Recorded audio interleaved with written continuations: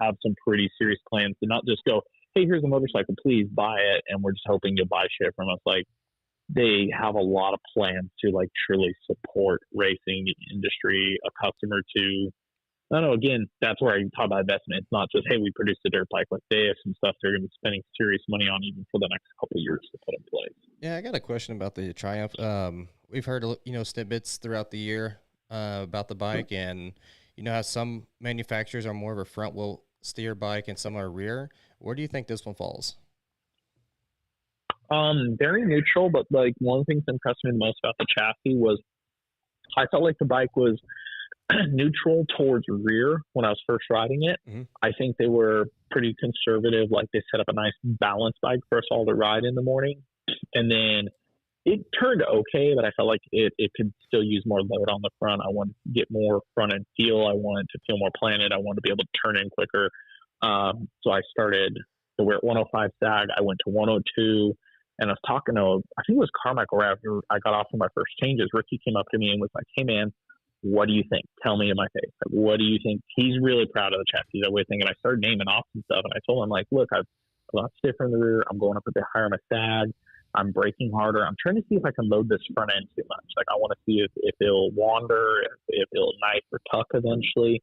And I'm not getting there. And I feel like a lot of bikes are kind of getting sensitive to that. Like, I'm always working on the Hondas have done that, like trying to find out like how far you can go with weight balance in different directions.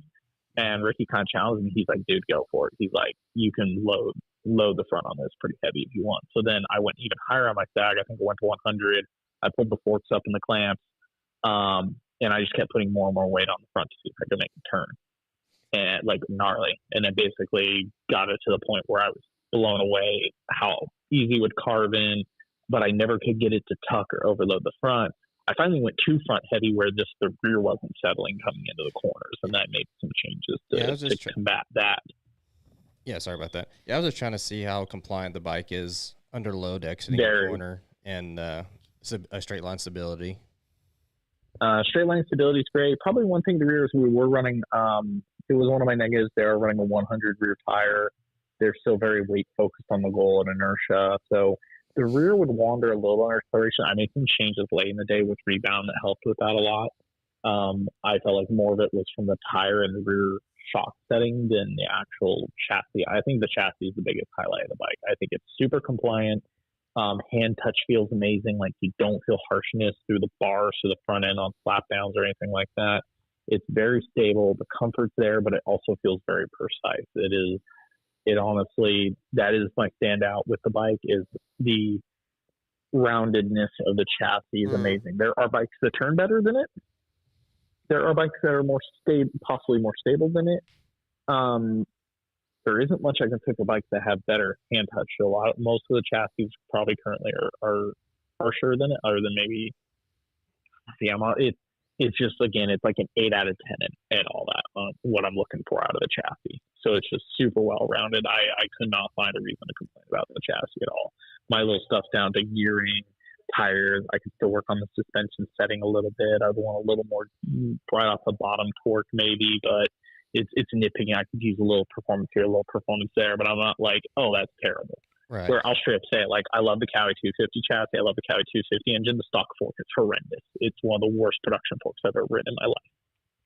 So do you think that this is going to, because we've heard that Triumph, Ducati, these companies are coming in trying to build a younger base to get, yes. Yeah. Do you think this is actually going to do that? Like, I mean, obviously they could have success in racing, but do you see that this is going to grow their bread and butter street bike size of stuff? Down the road, talking to Rob, the president, he named off how because he had to do the market research to pitch this. And he was stating, we didn't get into the weeds of it, but he said, overall, what you would consider the off-road sector. And I think that's motocross, trail, cross-country bikes. I think even a bit of adventure, anything you could include as off-road. They're claiming the total sales on that has almost doubled in the last couple of years. Like, there's growth in the off-road sector. So they look at it as, yes, we can sell models here. Like, they basically said they viewed it as a way to basically double the amount of bikes they're selling total between their street, their adventure, and motocross. They think they can double the amount of units that they sell, not only in the U.S. market, but worldwide, because they're going to push very heavy into cross-country bikes and trail bikes. So it's for them to double the product up, give their dealers more stuff to sell. But it is also, yes, they're aware their current customer is like an average age of 46, is pretty well off the adventure bikes, the high-end street bikes they do. They want a younger demographic because ultimately their goal is to get somebody to be a Triumph customer much earlier on and hopefully them carry through. I think this is right now the average customer they have, because of the age at which they get them and what type of bikes they're buying, they'll buy like 4 more bikes in their lifetime from the time they acquire them as a customer, where if they can get them earlier in moto, they could get a customer that's going to buy maybe 8 more bikes or 12 more bikes in their lifetime. So you think that this is not just to bring up the sales of that, it's also to grow in that sector also. It is, and the one they really touted, and it shows me that they're also serious about racing, is they said, regardless for the product line, other than anything, they say it over and over, is like, hey, Supercross, being able to be in front of 50,000 fans, being able to activate with them, etc. They're like, that is huge for our brand. Because Triumph, even though they have a legacy of racing, it haven't really, other than doing the Moto 2 engine supply deal and doing Daytona 200, a couple little things, like they haven't raced that much recently. So this is an avenue. They don't really produce they don't produce street stuff where they're going to go do MotoGP.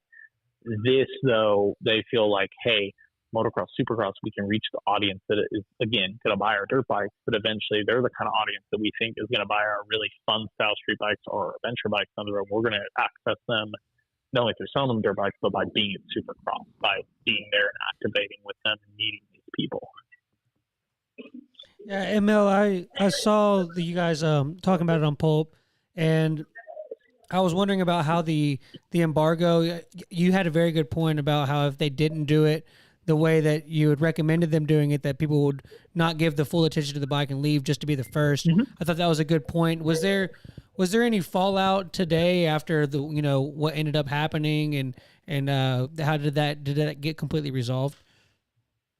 I didn't hear any fallout. I do know one of the media outlets I was referencing. I haven't heard the full interview, but I walked by while somebody was asking Carmichael in the interview his opinion on it, and he was like, "Oh, I'm staying out of that. Like that's not my wheelhouse." So, which I thought was weird, but it was. Bike feels good. Yeah.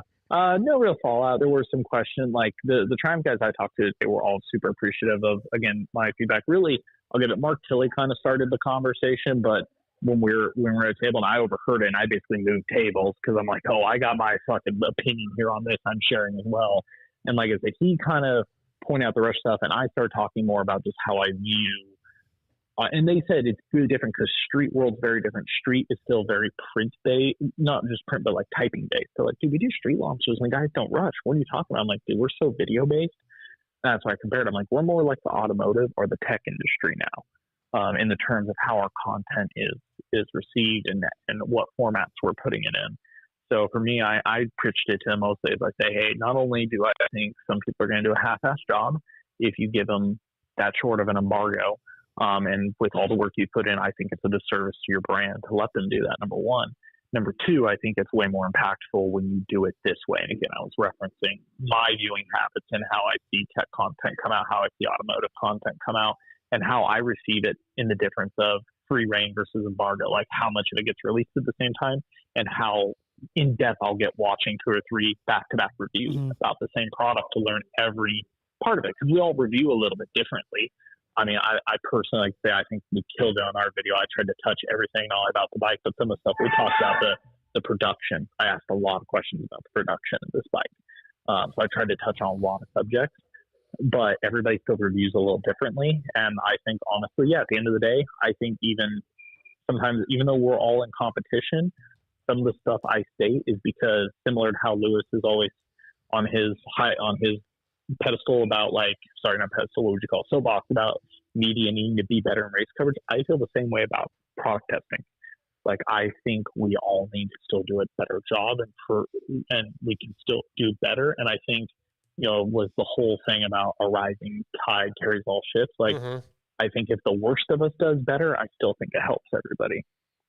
Okay. Because if one of us is still doing a terrible job or is doing a half-assed job, and that's the first one somebody comes across, great. Motocross media looks like a bunch of dildos. Yep.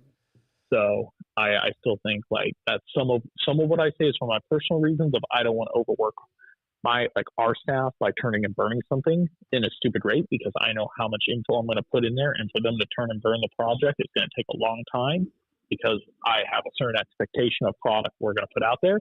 I think for the brand, it was better we did it. I think for all of moto media, it's better we do stuff like that. All right.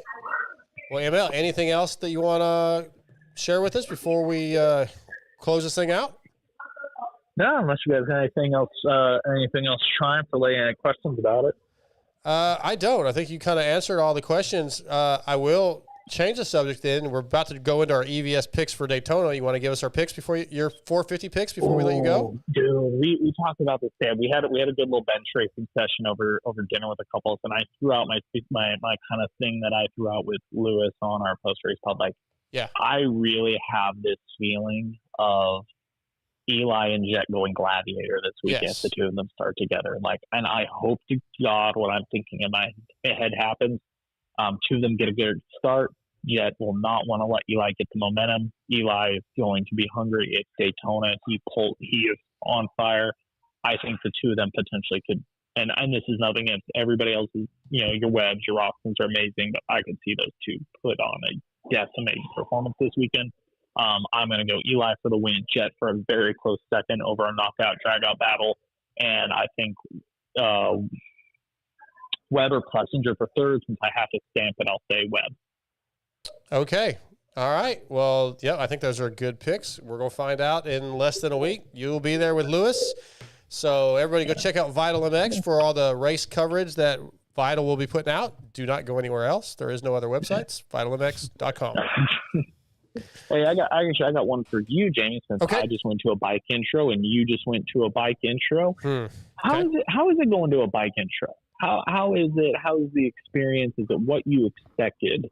Especially like that was the first, I believe, unless I'm missing something, sending you to the off-road one was the first big like flyaway one you've gone to, right? Well, no, you sent me to Italy, but that didn't go well. No, I was going to say, I don't think we're gonna pretend. Yeah. he hasn't done a bike happen. intro without getting hurt. I was like, how is it? The question is, how is it sending one of your guys to a bike intro knowing that he's going to wreck? No, I think we had a very good conversation the last time, and I even did ask him afterwards. I said, "Hey, how many times did you hear my voice in my head yelling, 'Don't fucking do that'?" Yeah. And you told me 3 times, didn't you? I think you told me there was 3 different times. Fuck, I don't even that it remember, popped but up. it definitely been in my head to not do anything stupid when you send me places. The crash that I had this last weekend didn't happen at the intro. It happened at a race. That doesn't count. Oh, okay, fair enough. But yeah, I definitely was trying to be a lot smarter. There was things that I wanted to try to do that I was like, nope, I'm not going to do it. So I definitely feel like I learned a lesson. The intro was very cool. I think they're a lot of fun. There's a lot of camaraderie. As hinted at during the Pulp Show, thank you, Dylan. I'm going to have to fucking have a talk with Dylan Kelly. Apparently everybody knows how many problems I had getting the talking points out. I was not doing well with that. They never said that what the exact video was. That has to be what but they're talking about. I don't even know for Well, sure. I feel bad because it got brought up as a joke, and everybody started hounding Dylan and chasing him around, like, show us the video, and he's like, no, and everybody was like, at one point he had 7. I mean, you are popular. He had 6 or 7 people surrounding him like a lynch mob, going, show us the video, show us the fucking video, show us the fucking video. It's a lot of peer pressure, Well, I guess. I want to say the editor is a really good editor because the video turned out looking very professional. Like, I was impressed. I watched that video and I was like, who did he record doing that when I wasn't around? Who the hell is that? Yeah, they did a really good job. Considering the man in the clip I saw said, I just can't fuck her, was it? This is just too fucking hard. This is just too fucking hard. See, I don't even remember that, but yeah, I was outside of my myself at the time. My Mark blanks out in anger. It's hilarious. My favorite thing is watching Dark have a meltdown. Oh, It's great. I will fully wrap myself out right now, though, on the standard of like, okay, at an intro, not wanting to do something stupid, but then succumbing to peer pressure. So we rode Gatorback. We rode the National Gatorback track, and then we rode the back track, the Diamondback. The Gatorback track we mostly used for clips because of the way it was laid out. It had a lot of quick, short, punchy action. I didn't do a lot of full lap of Gatorback. I used it more for section testing. and shots. And then a lot of my full lap runs were on the back track, just the way it was laid out, the back one. Less guys were shooting corners in it, so I wasn't disrupting. So I was straight up set. Gatorback really doesn't have that many big jumps, but there are 2 very blind step-ups that are famous to go up out of the top. I overshot the first one so freaking bad the first lap into the face of the second one, almost killed myself. I scared myself. I wouldn't hit the second one. And Dylan was like, you want to shoot that? And I said, nope, we need to keep working. I almost killed myself over there. Let's just get through this. I'll come back to it later. Never really did, because later I went to hit it, and I went to follow the Saul off it, and just Saul hit it and like scrub the piss out of it. And I'm like, well, I'm not following him off of it.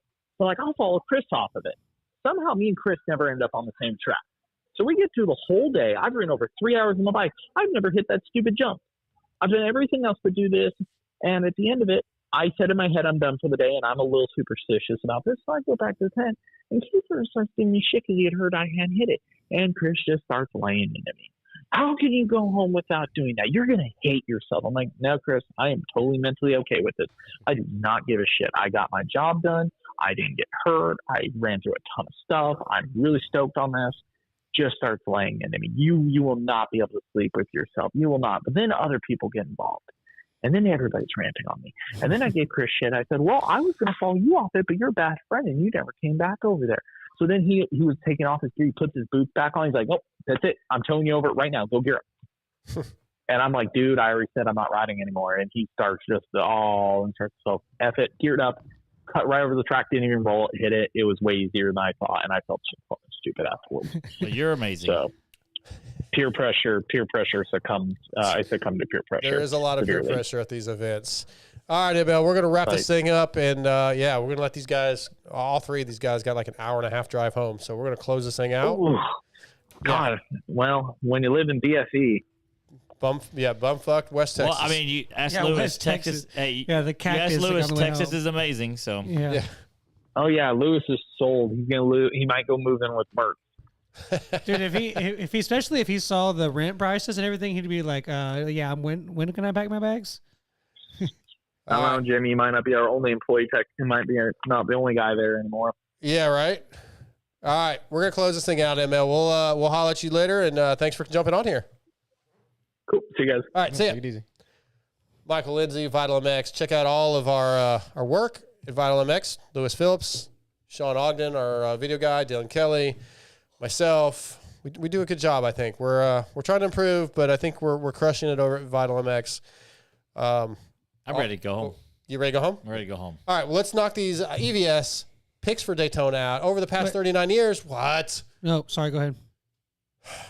It has to do with the podium picks. Continue the read. Over the past 39 years, EVS Sports has established itself as the leader in innovation and technology when it comes to designing protection gear for today's motocross riders. Athletes like RJ Hampshire, Kyle Chisholm, Freddie Norn, Axel Hodges, and Travis Pastrana all wear EVS when they race, ride, or whatever Travis decides to do that day. Check out EVS-sports.com and use the promo code VITALMX30, all caps, to save and gear up like the pros. Check out their new Axis Web Eclipse knee braces, the TP199 or the Slayco 96 knee guards, the technical undergear. It's everything EVS has is good stuff. Jeremy, what is your podium, 450 podium for Daytona? Who wins through third place? Tomac, Lawrence, and Plessinger. That was going to be mine. Well, all right, so we'll just copy and paste. For Scotty? Well, no. What I was going to ask is what were last week's? What were last week's? We never do who wins. Because nobody ever wins. Okay, well, what was last week? Okay. You're the one that's getting flustered about it. I always look and nobody's ever right, so I don't ever talk about it. Let's see how right or wrong we were. We're all wrong. Okay, so Webb won, which myself and Scotty picked Webb to win. I said Jet second, Eli third. You said, Scotty, Webb, Kenny, Eli. TJ said Jet, Webb, Jason Anderson. So we picked Webb to win, though. That's good. Yeah, but we're still wrong. You picked Kenny to be second, and I picked Jet to be second. Well, if it hadn't been for Vince Freezy, Kenny might have been second. We're wrong. Okay, let's get back to tonight's show. I can't believe you think that Kenny got Are you sticking with the same as Jeremy here? No, I'm gonna switch Jet and Chase. So, Eli, Jet, Chase? You think he's going to come back from his No. hand? I'm going to take Jet out and then put Chase, Eli, Chase, probably AP. not, but we'll make it interesting. TJ. Jet, Webb, Eli. At Daytona? Wow. Eli must burn his clutch up and he still finishes third. What did he do to Jeremy's you? never heard the drop. Stop acting like an idiot. You're the idiot. Don't be an idiot. I'm just saying. Changed my life. Just wait, because You could have said I'm going to go Eli, Jet, Cooper Webb. MotoXpod@gmail.com. Send in your picks for Daytona. Send in your top 5 favorite Supercross races of all time for next week. Send in your procs, highs, and lows. Just do it by Monday night of next week. So we have them. Get involved with the show. We want everybody to be involved. I want to thank Aaron Plessinger, Gage, Linville, Travis Souls. I want to thank Jeremy for sitting in. I'll thank you two buttholes later, I guess. I mean, I don't really care. AP was awesome. AP was awesome. Yeah. So was Travis and... Yeah, they were good too, but well, I mean, apparently not. oh my God. Thanks to Race Tech, Yamaha Motors USA, Guts Racing, FXR, X-Brand Goggles, Pro X, Prox, EVS Protection, Troll Training, Evans Coolant, Blood Lubricants, Barnett Clutches. Don't forget to use those promo codes. Hit me up if you need them. We'll be back next week. We're out.